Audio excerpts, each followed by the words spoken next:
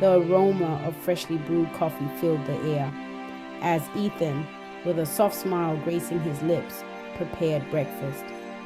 He moved with a quiet purposefulness, his actions a familiar dance in the kitchen.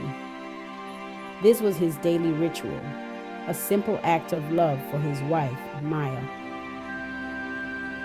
As sunlight streamed through the window, painting the scene in a warm glow, Ethan plated the scrambled eggs and toasted her favorite multigrain bread just the way she liked it. This wasn't about extravagant displays of affection. It was about the quiet language of love, spoken through consistent everyday gestures. The gentle clinking of silverware was Ethan's way of saying, "I love you," before a single word was uttered. He found joy in these small acts of service, knowing they were the threads that wove the tapestry of their love. Ethan placed a single sunflower, plucked from their garden, next to the plate.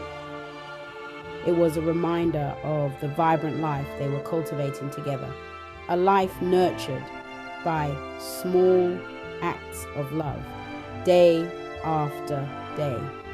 He heard Maya's footsteps descending the stairs, and a sense of contentment washed over him. This was love, he realized, in its purest, most honest form. The love that bloomed not from grand pronouncements, but from the fertile ground of shared moments and unspoken understanding.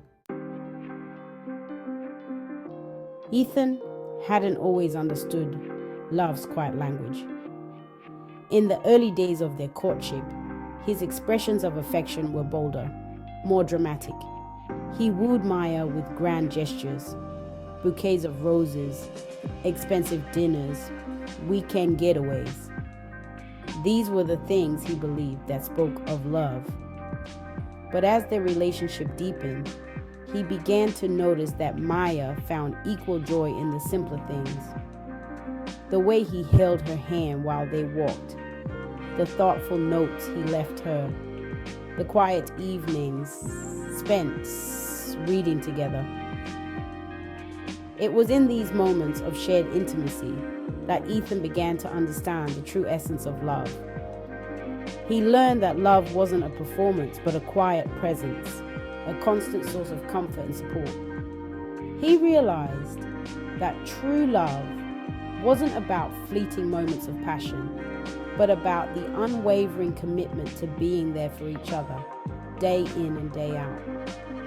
Ethan embraced this new understanding, allowing it to shape his actions and interactions with Maya. He discovered a deeper satisfaction in tending to the garden of their love, nurturing it with small acts of kindness and understanding. One evening, a disagreement about something seemingly insignificant escalated into a full-blown argument. Ethan, in the heat of the moment, felt the familiar urge to defend himself, to prove his point. But as he looked at Maya, her face etched with frustration, a wave of realization washed over him. He was so focused on being right that he had forgotten to listen. Instead of hearing her words, he was merely waiting for his turn to speak.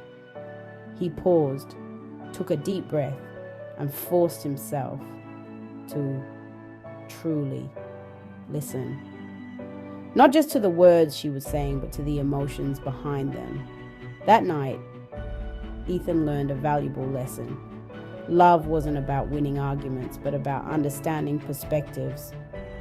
It wasn't about being right, but about being present for each other, even in moments of disagreement.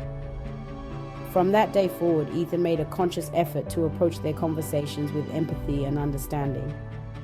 He learned to listen with his heart as much as his ears, recognizing that true intimacy was born from a willingness to see the world through each other's eyes.